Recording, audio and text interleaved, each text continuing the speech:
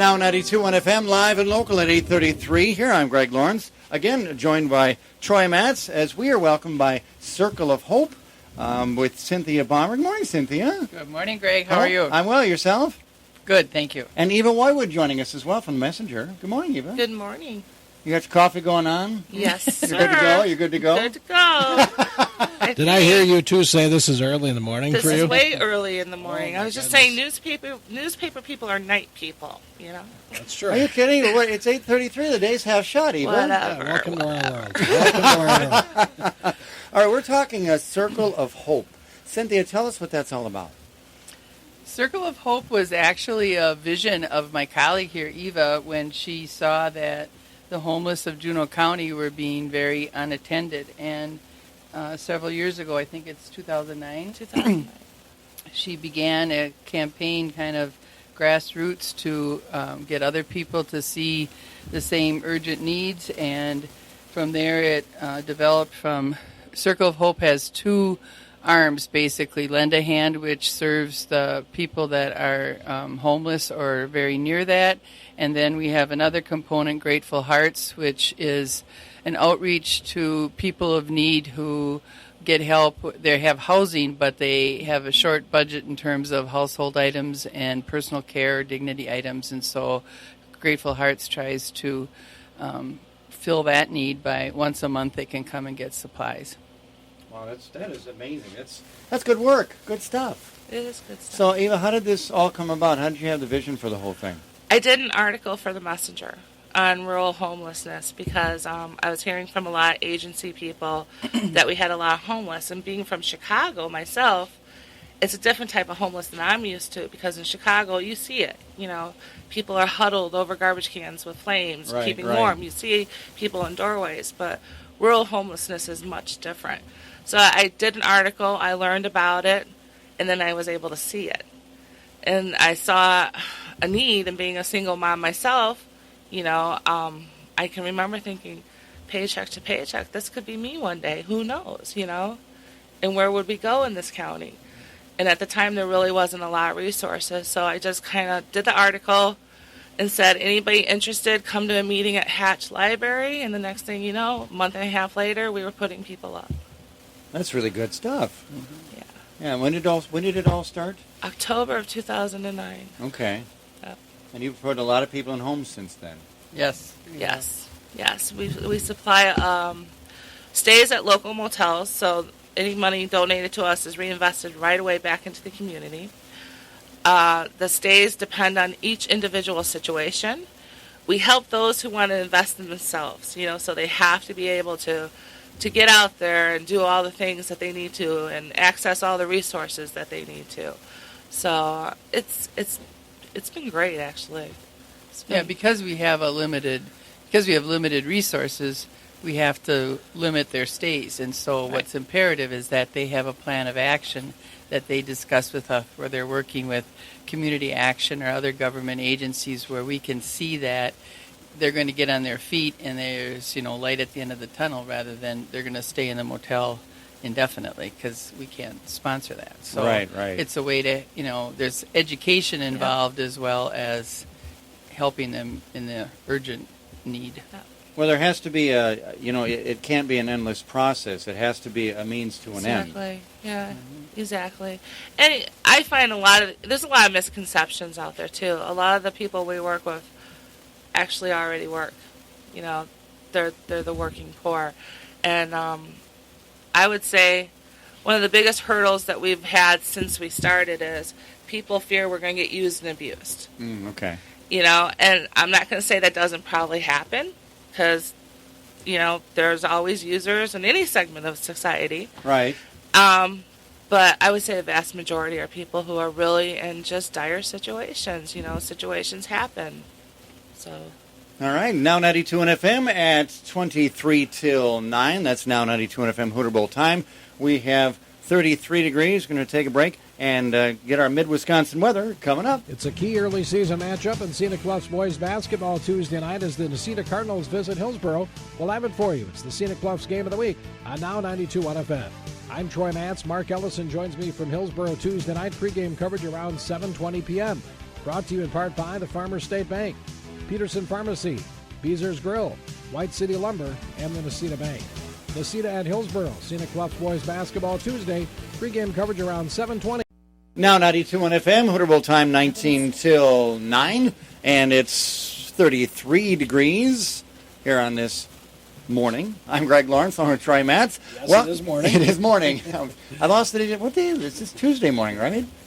Tuesday morning, yes. And we have Circle of Hope with us. Cynthia Baumer and Eva Wywood joining us. Good morning again, ladies. Good morning. Tell us a little bit about Circle of Hope, Cynthia. What is the organization all about? Well, one of the things that I think is important to highlight is that Circle of Hope is kind of the action of It Takes a Village. We have great support from not only county and government agencies, but individuals who have stepped forth. A lot of the area businesses have donated either cash or something that we have needed in terms of supplies. And several years ago, Circle of Hope applied for the 501c3 status. It took a very long time to be granted that, but we were. And then that affords businesses the tax deduction, and so we have benefited greatly. Bruner Manufacturing has generously donated $10,000 to us recently. That's which huge. Wow. Is huge and wonderful because it puts us in a very good position for helping people this winter. Recently, for about the last 3 years, we housed Grateful Hearts in the John and Terry McGinley building near Festival, and they gave us use of that building, which we appreciated very much because it was real convenient for the clients. And recently they sold that building, so we were no longer able to stay there. And the United Methodist Church stepped up and has offered us a place, so that's where we hand out Grateful Heart items now on Tuesday afternoons at 1 o'clock, and that's been very much appreciated. The Waniwak and Hustler churches contribute to us regularly, and then we have some fundraisers that, again, it takes a village. We have a breakfast auction that's held at the United Methodist Church in Elroy, and those ladies work tirelessly to come up with a complimentary breakfast, and then people bring donations. We have school drives where I lead at Mauston High School has contributed to our cause. New Lisbon High School students host a night without a home to simulate what it feels like to be a homeless person, and they get pledges for that, and then that money that's raised is donated to Circle of Hope so that we can turn around and use that. Recently, one of our former Circle of Hope members, Kristen Denton, had a quarter auction in Wisconsin Dells and donated, again, dignity items and some of the profits from that. So it's a wonderful way. It builds awareness in Juneau County that there really is a homeless issue, even though, as Eva suggested, it looks different than what we might stereotype as homeless. And then at the same time, what I like is that it directly helps clients right then and there. It's not in... I have spent way too many hours at meetings where you talk about what should be done and that sort of thing, and it doesn't happen. And now this is really, kind of in action. So it's kind of important, too, to have all these different avenues of revenue stream for your organization, because it makes it more widespread and more accessible when you've got the different areas of money being contributed. Yeah. And there's room for more. And now, have you sought out the organizations that are participating, or do they come to you? How has this been developing? It's a mixture. Okay. It's a both. mixture. Yeah. I did a letter appeal in the summer of 2012, and that's what Mr. Bruner responded to. And then sometimes I just sit with the telephone and dial up the friendly banks and, that sort of thing. And then other times people just come forward and say, we heard about this, would this help, would that help? And right. It's really a, tremendous group effort. It's very rewarding. All right, now 92 FM, Hooterville time, 8:45. We are here talking with Circle of Hope with Troy Matz and also Eva Wywood and Cynthia Baumer with us. Eva, you talk about the obvious stereotype look of homelessness that from the Chicagoland area that you see all the time. What is the face of homelessness in our rural community in Juneau County? Oh, it's hard to describe. I mean, you got people who who couch hop from home to home because they can't stay in one location so long because perhaps the person they're staying with is on housing. And if that person gets found out, they're going to get thrown out. Domestic violence is huge. That's another area of homelessness that we don't really think about. But there's a lot of victims of domestic violence roaming this county with nowhere to go. It's your neighbors. I mean, what it boils down to, it can be anyone at any time. Wow. You never think about it. You never look deeply enough sometimes to see it. Right. But it's everywhere, and it's sad. It really is. It is, yes. Now, you guys were busy with a toy drive. Tell us about that. You've been busy all season long. Well, every year since we started in 2009, actually, that was one of the very first things that we did. Somebody donated a bunch of toys to us that year. And so what we decided to do is do a last-minute giveaway so we can reach the people who didn't get into the other programs like Toys for Joy or any other parts of the county, because we handle the entire Juneau County area. When we hand out toys to people who have slipped through the system or have had last-minute emergencies or whatever. So we wait until all the other toy drives are just completed or about completed, and we start ours. And every year since we have started, boys and teens are the hardest ones to that we get. I lost my words here. We tend not to get the items to give away to boys and teens. Okay, they kind of get lost in the shuffle a little bit.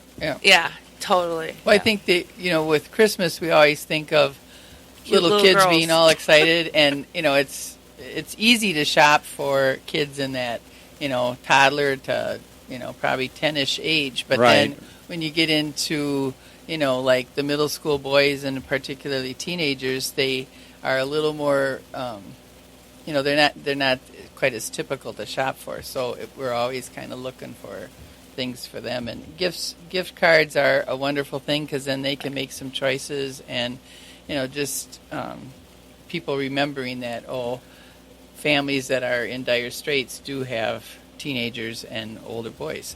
So this week, if anybody wants to donate to our toy drive, they can drop off items at the Mauston City Hall, New Lisbon City Hall, Nature's Heat in Necedah, Reliable LP in Elroy, that's on Tilmer Avenue, and the Messenger's office in Elroy as well on Main Street. All right, you did all that without a cheat sheet. I'm impressed. I am too. I haven't had enough coffee. She's waking up. All right, and that's going on all this week through Friday? Through Friday. Okay. We will be picking them up Friday, and then anybody who's in need has to call us at 847-2068, or they can reach us on Facebook on our Facebook page. All right, now 92 FM at 12 minutes till 9. Talking Circle of Hope. I'm Greg Lawrence, along with Troy Matz, along with Cynthia Bomber and Eva Woywood, joining us this morning. We talked a little bit about Lending Hand. Tell us what that's all about. Lend a Hand is actually the program that helps the area homeless. We use area motels, and the donations, like I was telling you earlier, all the donations we receive are recycled directly back into this community almost as soon as we get them. We run on a shoestring budget. We're very frugal. And we place people who need in area motels. Sometimes, like this week, I placed just yesterday a single mom with 4 kids. Wow. Over Thanksgiving, we had 9 people in motels. We had one Easter where there was 23 people in a motel. So, which also goes to some of these toys that we get throughout the year. When we do place families, we like to give the kids a toy because, it's not pleasant being a family in a motel, and you want to try to at least put a smile on that child's face, even if it's for a moment. Yeah, it's hard enough, when you're dealing with the situation, and you want to be able to celebrate the holiday and enjoy a holiday. And that is one of our biases, is we try to really remember to attend to the children, because they're basically innocent bystanders to whatever circumstances have struck the family. And so, it's important to us that we know they're warm and safe and taken care of. And even our local food pantry, Kathy Green, has been super about going there, at any time at night and just giving us some general supplies to get the family through. And, it makes you feel like, well, at least they're taken care of for. Right. And there is one area that's underserved demographics. It's men. Single men are underserved for resources. There are not a lot of shelters in Wisconsin that concentrate solely on men. So if we can't place them, we got to send them 70 miles away. Oh, that's not good. Exactly. Yeah, Exactly. yeah. So how do people get involved with Circle of Hope? 847-2068. They can also reach us on Facebook. Just give private message us. Our website's at circleofhopejuneaucounty.org. So those are the ways. Okay. All right. What else do people need to know about Circle of Hope? We appreciate all the support. I mean, if it wasn't for this community, we wouldn't be here. We consider ourselves a conduit. You know, we are just the middleman between the community and the people in need. All right, and we're here with Cynthia Bomber and Eva Woywood here on Now 92 on FM at 9 till 9, talking about Circle of Hope. Any stories that come to mind of the many success stories? Anything that sticks out in your minds? Well, sometimes it's little things. Like when I was waiting on a client one time at Grateful Hearts, this person was definitely trying to hold it together, but very emotional, and had just lost her housing. And at that time, we, because of the facility at the McGinley building, we were able to have household furniture and supplies, a kitchen, and all that sort of thing. And so we're trying to set her up, and we're giving her a bunch of things. And we had just received a donation of powder blue garbage, kitchen garbage basket. Okay. And I saw it in the corner, and I just kind of on a, instantaneous, spontaneous thing, I said, "Hey, would you like this garbage bag or basket?" And she just started weeping. And it was like she had been taking plastic bags and hanging them over a chair for her garbage. Oh, my. And just, that one little somebody donated it to us. So it was like, everybody kind of chipping in. And it was just like the moment. And I thought, if that isn't an instance of how grateful that's why I like the name Grateful Hearts, because we're grateful that we can reach out, and they're grateful that they received that. And so, it was a moment that really stuck with me of you don't have to be fancy and elaborate, that sometimes the simplest thing can make life better for somebody, and it's rewarding on both sides. Absolutely. Small things. Right. Mm-hmm. For me personally, it's working with the kids. We work with, like Cynthia said earlier, iLead and the New Lisbon Give students, and to see them wake up to the realization of what's needed in their community and stepping up to the plate to do it, to me, that's the most rewarding aspect of what we do. Well, yeah, the awareness. I mean, the kids, the New Lisbon kids that have that, homeless for a night series. Right. There really is no way you can fully understand it unless you're into it. Exactly. But it's an example. Right. Imagine it gives the kids a chance to imagine. Okay, I'm out on the streets, but what if there is no tomorrow? What if tomorrow morning comes and I'm still here? Right. I don't have anywhere to go. Exactly. And like a couple of years ago, we had a couple of iLead kids here who had done the cookbook. I don't know if you remember that, but they vaguely, yeah, made a cookbook, and it was how to feed a family of 4 on $75 a week. And then the proceeds from that cookbook they gave back to us. But through that, they learned just how difficult it is, like a family on food stamps, how hard it is to live off of that. And so their eyes were opened up. And it's great watching that. And then actually with iLead, I set up something with Madison where I took the kids down, all the kids who wanted to go to the shelters in Madison, so they could see the difference between, since they've learned about rural homelessness, what urban homelessness is. And one of the main things they notice is transportation. Out here, we lack transportation. Okay. But there in Madison, you have access to public transportation, so you can go from one resource to another. Out here, when we place people, we focus on Mawson because that's where all the resources are. So that's why they get placed in Mawson. Okay. So that's something else you never really even think about. Exactly. Of course, that's why we're here talking this morning, exactly. right? Well, exactly. And we just hope that, by involving the students, not only at this moment do they get involved, but then it's a very comforting thought to me that those are the people who are going to carry on when they're young adults and middle-aged adults and whatever. They'll continue to have that sense of volunteering, which And awareness. is good. Yeah. The awareness is, that's the main point. Yeah. So the toy drive is going on yet this week? All this week. So remember, we need toys or not toys for teens, but something for teens, and then boys ages 8 and up. Okay. All right. Well, anything else we need to know that people need to know about? Thank you. We love you for supporting us. And all that Yeah, good we're stuff. very Keep it grateful up. to be able to talk about this, and would love to have any questions shot our way, because we are trying to grow awareness as we continue our efforts. So. All right. So that is Circle of Hope, along with Grateful Hearts and Lending Hands, Cynthia Bomber and Eva Woywood. Thanks for coming in this morning. Thank you very much. You got an early morning. Yeah, now it's deadline day. So now you're awake and you're fresh for the rest of your Diana, day. I'm going back to work. All right. Thank you so much, Thank you. ladies. Thank you. All right. Now 92.1 FM. We have 4 minutes till 9 now, and we're looking at 33 degrees with more of today's best here on Now 92.1 FM. Thank you. Just be patient. What are you trying to do? Torture me? Relax. I hear you're on his nice list. Now 92.1 FM. Now 92.1 FM.